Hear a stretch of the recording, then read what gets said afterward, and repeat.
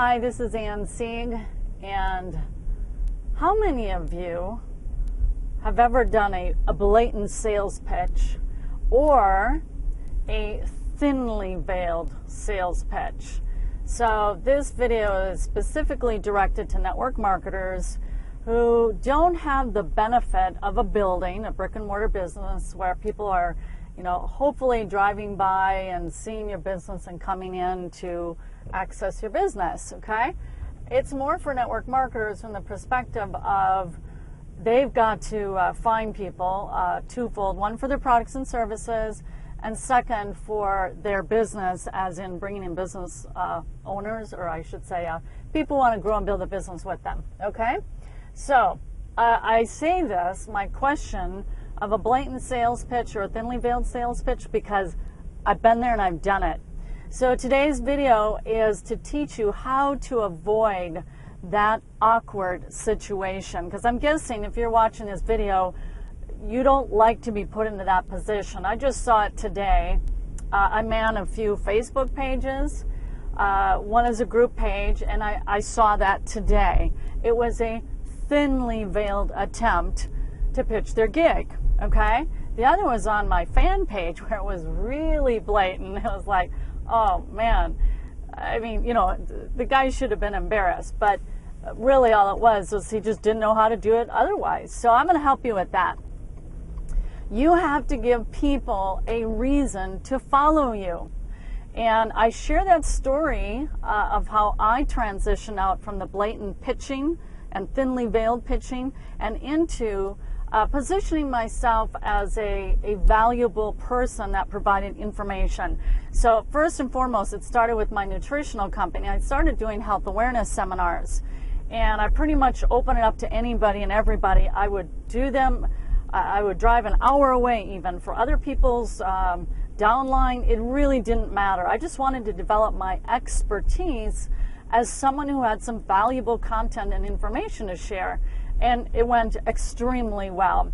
Okay, then when I went online, I just made that more automated, more leveraged. And that was through content pieces and a website that I had where I was able to provide valuable information, so much so that beyond just giving a free gift, I went into a paid product, which really helped me fund my advertising and to scale my business in a really big way, where I went from $2,000 a month to $90,000 a month in 3 short months. And it was by leading with a how-to product. Okay, now before I send you to my blog to read an article about this where I go into more depth, I want to give you an example that I saw just today.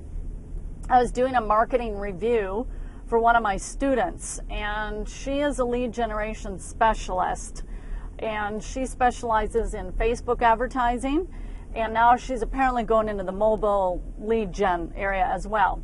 So as part of the homework that I give my students is go do some in-depth market research, which she did, and she posted 3 different squeeze pages with people offering mobile lead generation information. And I have to say, none of these sites were very good. They weren't compelling. They didn't really hit on an emotional hot button, which in her instance, she's a network marketer wanting to help network marketers generate leads online, specifically with mobile apps, which is not my space, by the way. That's not my specialty. But as I reviewed these squeeze pages, it was really interesting.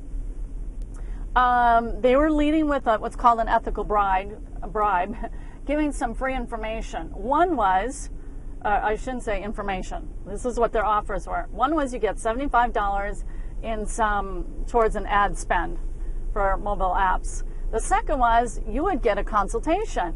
The third one was a free ebook, a report that gave you specific strategies on mobile marketing. I thought that was the best one, because when I come into that entry point of wanting to learn more about something, I'm not ready to jump into a consultation yet. Now, then I'm down at the scale of maybe a 3, out of scale of 1 to 10 in interest level. I'm maybe at a 3, let's just say, on mobile apps.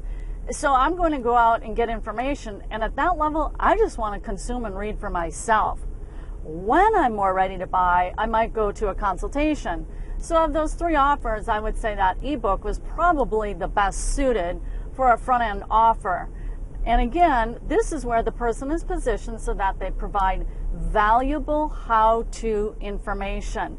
Okay, that's how you turn around the equation so that you move away from a blatant pitch or a thinly veiled pitch.